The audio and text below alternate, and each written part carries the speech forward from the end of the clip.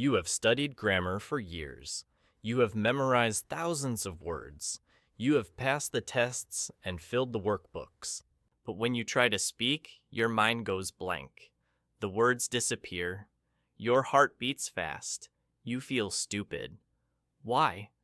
Because you are treating English like a history book. You are memorizing facts instead of training a skill. Today, that stops. We are not here to study. We are here to train. I am going to give you the mechanics manual for your brain. This is not magic. This is muscle. Welcome to Luminary English, where stories light the way to better English. You're not just watching a video, you're stepping into a story. Listen closely, feel every word, and let today be the chapter that changes your English forever. Step 1. The shift. Student versus athlete. Imagine a man who wants to learn how to swim. He buys every book about swimming. He studies the physics of water. He memorizes the angle of the arm and the rotation of the hip. He gets a perfect score on the written exam. He knows everything about swimming, but he has never been in the water. Now, imagine we throw this man into the deep end of a pool. What happens? He drowns. He drowns because his brain understands, but his body does not. His muscles do not know what to do. This is you with English. You are the man with the book, standing on the edge of the pool, terrified of the water. You have been told that English is a subject like mathematics or history. This is the first lie. English is not a subject. English is a sport. It is a physical performance. When you play football or tennis, you do not sit in a classroom and analyze the ball. You go out to the field and you kick. You miss. You fall down. You get up and you kick again. Your body learns through the repetition of movement. You must stop thinking of yourself as a student. A student is passive. A student sits in a chair and receives information. A student is safe. You must become an athlete. An athlete is active. An athlete is in the arena.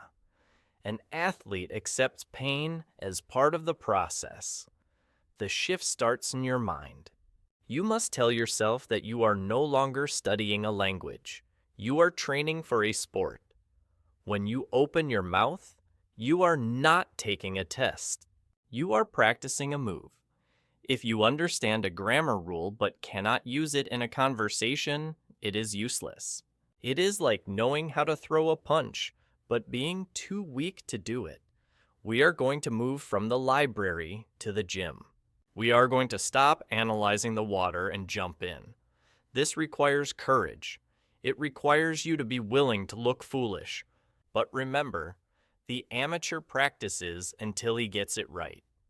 The professional practices until he cannot get it wrong. You must become the professional. Step 2. The mouth gym. Physicality. Let us talk about your face. This sounds strange, but English is a physical activity that happens in your mouth. Every language uses a specific set of muscles. When you speak your native language, you are using muscles that you have been training since you were a baby. These muscles are strong. They are efficient. They know exactly where to go. English requires different muscles. It requires you to move your tongue, your lips, and your jaw in ways that feel unnatural to you. If your mouth feels comfortable when you speak English, you are probably pronouncing it wrong. You are trying to play the piano with boxing gloves. You are trying to speak English using the muscle memory of your native language. This is why you have an accent that is hard to understand. It is not because you are not smart. It is because your mouth is weak. We need to take your face to the gym. We need to build new muscle memory. How do we do this? We use the exaggeration drill. When you practice alone, I want you to look crazy. I want you to open your mouth twice as wide as normal. I want you to stick your tongue out further than feels comfortable. You must exaggerate every sound. Think of a bodybuilder lifting heavy weights. He grunts, he sweats, he makes a strange face. He is tearing the muscle so it can grow back stronger. You must do the same. Take a simple sentence like, I am going to the store. In your native language, your lips might barely move. In English, you must chew the words. Open your jaw. Stretch your lips wide for the EE sound. Round them tight for the O sound. It will feel ridiculous. You will feel like a clown. Good. That feeling of discomfort is the feeling of growth. If your jaw does not feel tired after 10 minutes of practice, you are not training hard enough. You are just reading. You must physically carve the neural pathways from your brain to your tongue. You must force your mouth to obey you. Do not whisper. Whisper is for secrets. English is for communication. Speak loud. Speak big. Build the muscle. Step 3. The echo technique. Shadowing. Most students learn with their eyes. They read textbooks. They read subtitles. They visualize the words as text on a page. This is a disaster for speaking. When you speak, you do not see text. You hear sound. If you learn with your eyes, you will speak like a robot. You will pronounce every letter perfectly, and you will sound completely unnatural. Native speakers do not speak in words. They speak in music. Every language has a melody. It has a rhythm. It has high notes and low notes. It has fast sections and slow sections. If you play the right notes but with the wrong rhythm, it is not music. It is noise. To learn the music of English, you must stop reading and start echoing. This is called the shadowing technique. It is the most powerful tool in your kit. Here is the protocol. Find a video of a native speaker. It could be a movie scene, a podcast, or a speech. Do not pick a teacher explaining grammar. Pick a real person expressing real emotion. Listen to one sentence, just one. Stop the audio. Now, repeat it. But do not just repeat the words. Repeat the music. If the speaker's voice goes up at the end, your voice goes up. If they pause for half a second, you pause for half a second. If they scream, you scream. If they whisper, you whisper. You are an actor. You are mimicking their soul, not just their vocabulary. You must listen to the space between the words. Native speakers link words together. They do not say, put it in. They say, put it in. It sounds like one long word. If you try to pronounce each word separately, you break the flow. You kill the music. Do this for 5 minutes every day. You will feel strange copying someone else's emotion, but this is how you break out of your robotic shell. You are downloading their software into your brain. You are teaching your brain that English is not just data. It is feeling. It is rhythm. It is a song that you must learn to sing. Step 4. The input rule. Garbage in, garbage out. There is a concept in computer science called GIGO. Garbage in, garbage out. If you feed a computer bad data, it will give you bad results. Your brain is a supercomputer. It is the most powerful learning machine in the universe. But it is only as good as the fuel you put inside it.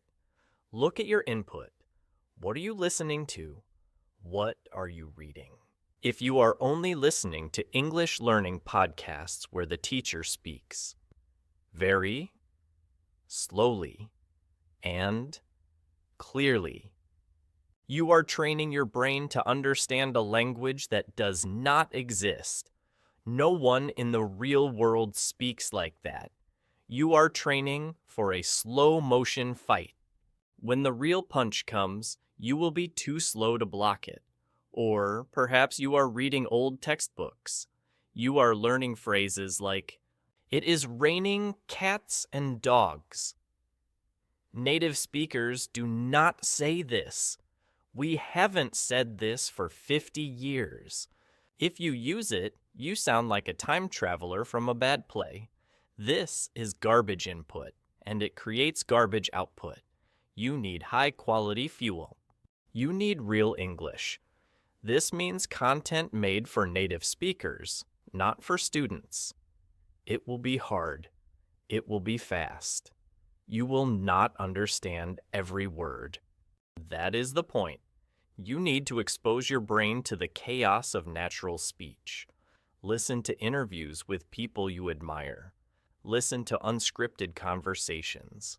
In a real conversation, people interrupt each other. They use slang. They mumble. They laugh. This is the messy reality of the language. Your brain needs to hear this mess to learn how to navigate it. Stop looking for easy English.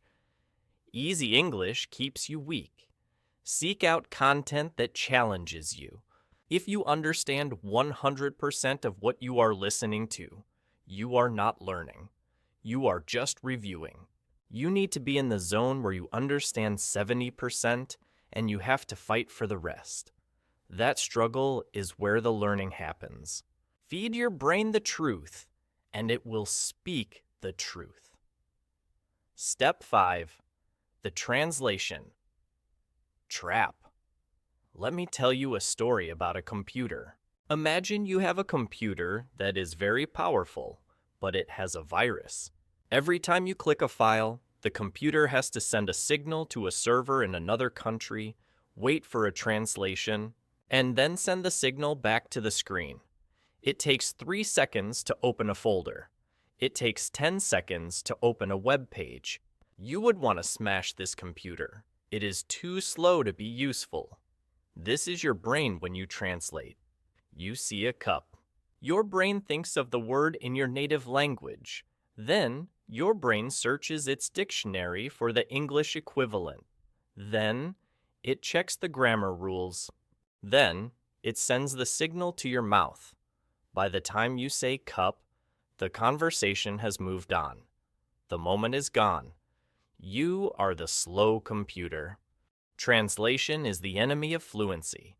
You cannot speak English while thinking in Spanish or French or Japanese.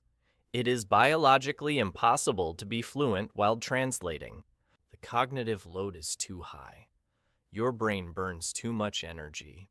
You will hesitate. You will stumble. You will freeze. You must cut the wire.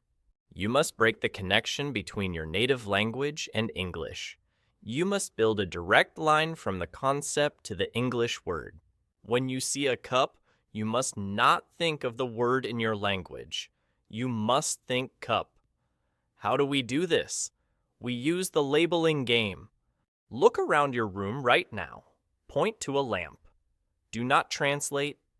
Just say lamp. Point to the floor. Say floor. Point to your hand. Say hand. You are gluing the English label directly to the physical object. Do this with actions too. When you are walking, think walk. When you are eating, think. Eat. You are bypassing your native language. You are creating a new operating system. It will feel simple. It will feel childish. But you must return to the beginning. You must learn like a baby. A baby does not translate. A baby sees the object and hears the word. Be the baby. Kill the translator. Step 6. The 3-sentence journal. Writing is thinking in slow motion. When you speak, you have 0 time to think. It is a high-pressure situation, but when you write, you have time. You can look at the sentence. You can fix the structure. You can choose a better word.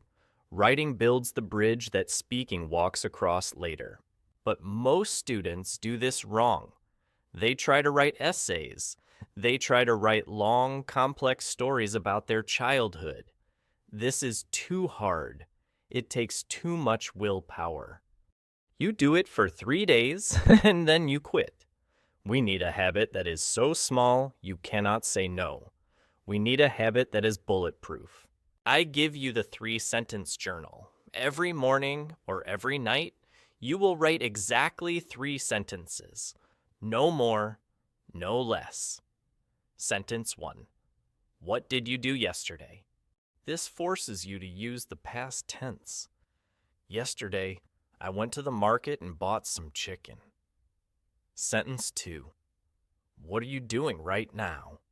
This forces you to use the present continuous. I am sitting at my desk and drinking hot coffee. Sentence 3. What will you do tomorrow? This forces you to use the future tense. Tomorrow, I will meet my boss for a difficult meeting. That is it. 3 sentences. It takes 90 seconds. But look at what you are doing. Every single day, you are practicing the 3 pillars of time: past, present, future. You are greasing the gears of grammar. You are not just memorizing rules. You are using them to describe your actual life. Do not worry about being poetic. Do not worry about being interesting. Be accurate. If you do this for 30 days, you will have written 90 sentences about your life. You will find that when you speak, the past tense comes easier. The future tense comes faster. Why? Because you wrote it down. You cleared the path in the jungle. Step 7. The narrator. Talking to the room. One of the biggest excuses I hear is, I have no one to practice with. I live alone. I don't have money for a tutor. This is a lie. You have the best partner in the world with you 24 hours a day. You have yourself. You must become the narrator of your own life. Imagine you are the main character in a movie, but this movie has a voiceover. You are going to describe everything you are doing as you are doing it. You are in the kitchen. You are alone. Say out loud, I am opening the fridge. The light is bright. I am looking for the milk. Here is the milk. It is cold. I am pouring it into the glass. You will feel insane. If someone sees you, they will think you have lost your mind. Let them think that. You are building a skill. By narrating your actions, you are connecting your physical reality to your English speech. You are removing the delay between action and word. Usually, you only speak English in high-stress situations: a meeting, a travel emergency, a class. This associates English with stress. We need to associate English with the mundane, with boring, with the safety of your kitchen. Do this for 10 minutes a day. Describe your shower. Describe your drive to work. Describe the person walking their dog. He is walking a small dog. The dog is pulling the leash. You are training your brain to observe the world in English. You are turning your life into a language lab. No partner needed. No money needed. Just you and your voice. Step 8. The speed limit. Slow down. There is a myth that fluency equals speed. You watch American movies and the actors speak incredibly fast. You think, if I want to be good, I must be fast. So you rush. You try to push the words out of your mouth before your brain is ready. This is a disaster. When you rush, your brain panics. You stumble. You use the wrong word. You make a grammar mistake. Then you hear the mistake and you get more nervous. You try to go faster to cover it up. It is a downward spiral. You crash. Speed is not fluency. Clarity is fluency. Control is fluency. Think of a Formula 1 driver. They do not drive fast by losing control. They drive fast because they are smooth. Slow is smooth, and smooth is fast. This is a military saying. It applies to English perfectly. You must impose a speed limit on yourself. When you speak, deliberately slow down. Speak at 70% of your maximum speed. Give your brain permission to breathe. Give your brain the extra second it needs to find the right word. Native speakers will not get bored. They will appreciate your clarity. A slow, correct sentence is powerful. A fast, broken sentence is weak. It shows insecurity. When you speak slowly, you signal confidence. You are saying, I am worth listening to. I will take my time. Do not apologize for your speed. Own it. Use the pauses. A pause is not a failure. A pause is a moment of power. It draws the listener in. Stop rushing to the finish line. Enjoy the walk. Step 9. The vocabulary islands. How do you learn words? Do you have a list? Apple, table, run, beautiful. You memorize the list, you cover the paper and test yourself. This is the old way. This is the dead way. Words are not isolated data points. Words are like islands in the ocean. If you learn a word by itself, it is a lonely island. There are no bridges. When you are in a conversation, you cannot reach that word. It is stranded in your memory, far away from the sentence you are trying to build. You must stop learning words. You must start learning sentences. Context is king. Never write down a single word in your notebook. If you learn the word argue, dice. Do not just write argue. Write, I do not want to argue with my brother about money. Now, the word argue has friends. It is connected to with and about. It is connected to a feeling. We call this the context rule. When you learn a word in a sentence, you are building a bridge to that island. You are learning the grammar naturally. You are learning which prepositions go with the verb. You are learning the rhythm of the phrase. If you try to memorize a dictionary, you will fail. But if you memorize sentences, you will succeed. Your brain does not store lists well. It stores stories. It stores relationships. Give every word a home. Give it neighbors. Build a city, not a collection of lonely islands. Step 10. The biology of fear. Why does your heart race when you have to speak English? Why do your hands sweat? Why does your throat get tight? This is not a language problem. This is a biological problem. Your brain has an ancient part called the amygdala. It is the fear center. Its job is to keep you alive. When you are in a high-pressure situation, like speaking a foreign language in front of people, the amygdala thinks you are in danger. It thinks a tiger is chasing you. It triggers the fight or flight response. It pumps cortisol and adrenaline into your blood. It shuts down the prefrontal cortex, the logic part of your brain. This is why you forget simple words. It is not that you don't know them. It is that your logic brain has been turned off to save energy for running away. You cannot fight biology with grammar. You must fight biology with biology. When you feel this fear rising, you must hack your nervous system. The code is your breath. When you are scared, you take short, shallow breaths. This tells your brain, danger! To stop the fear, you must take long, deep breaths. Before you speak, take a deep breath in through your nose for 4 seconds. Hold it for 2 seconds. Exhale through your mouth for 6 seconds. Do this twice. This sends a physical signal to your amygdala. We are safe. There is no tiger. It is just a conversation. You must calm the animal inside you before you can speak like a human. Do not be angry at your fear. It is trying to protect you. Just thank it, breathe, and tell it to sit down. Step 11.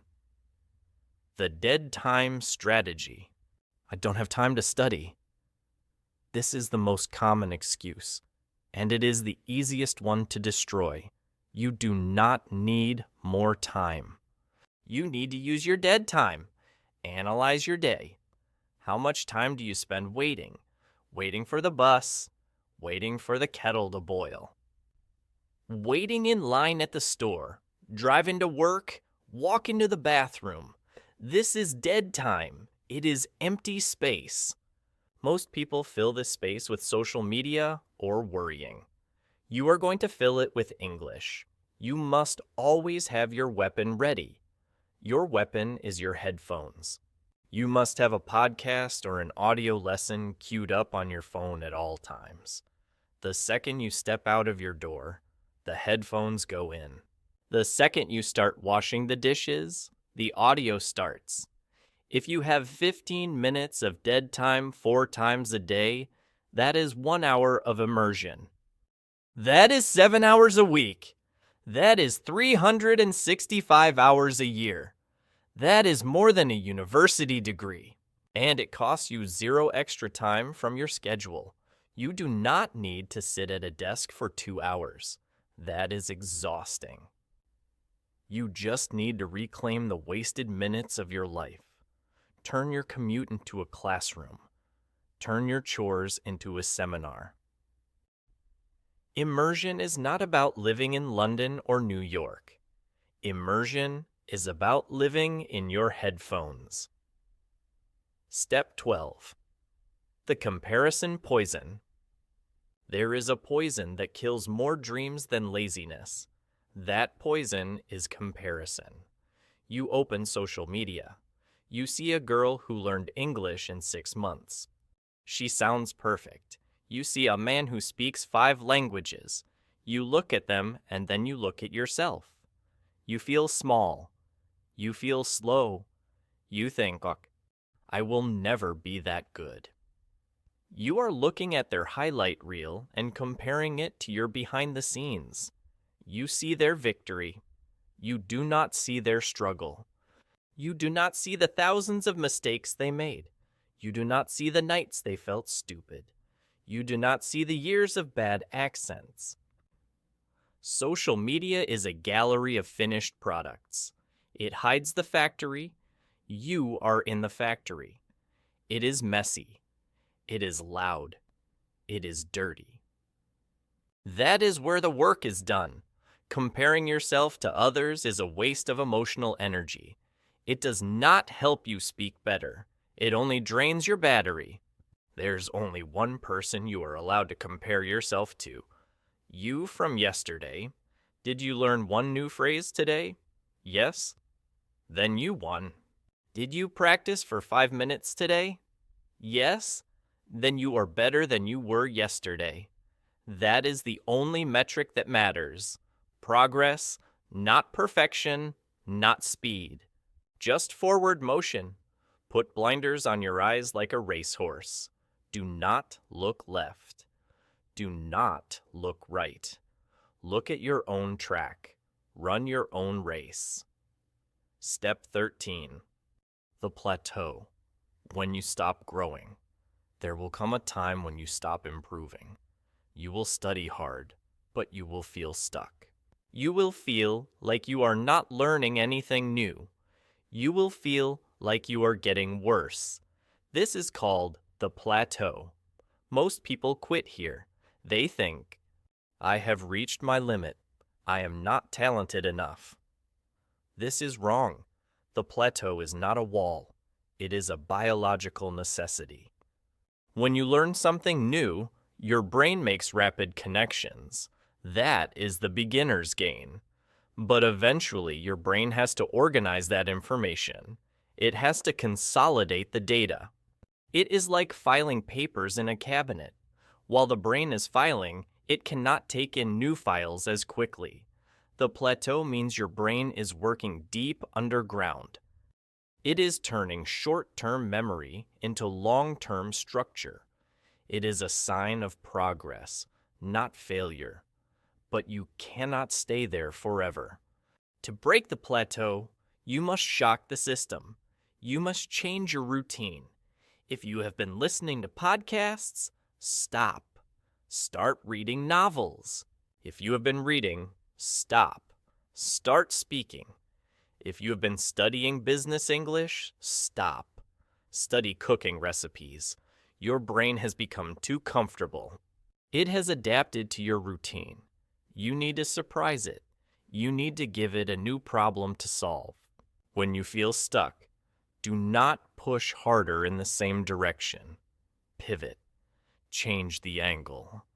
The growth is waiting for you in the discomfort of the new. Step 14. The identity shift. Language is not just a skill. It is an identity. If you walk around saying, "I am a student," you will always be a student. A student is someone who is trying to learn. A student is someone who is not quite there yet. You must change your label. You must look in the mirror and say, "I am an English speaker." You might be a beginner speaker, you might be a slow speaker, but you are a speaker. When you define yourself as a speaker, your behavior changes. A speaker does not apologize for speaking. A speaker finds ways to communicate. If you say, "I am bad at English," your brain will try to prove you right. Your brain hates to be a liar. If you say you are bad, your brain will sabotage you to keep your identity consistent. You must lie to yourself until it becomes true. Fake it. Adopt the persona of someone who is confident. Stand tall. Look people in the eye.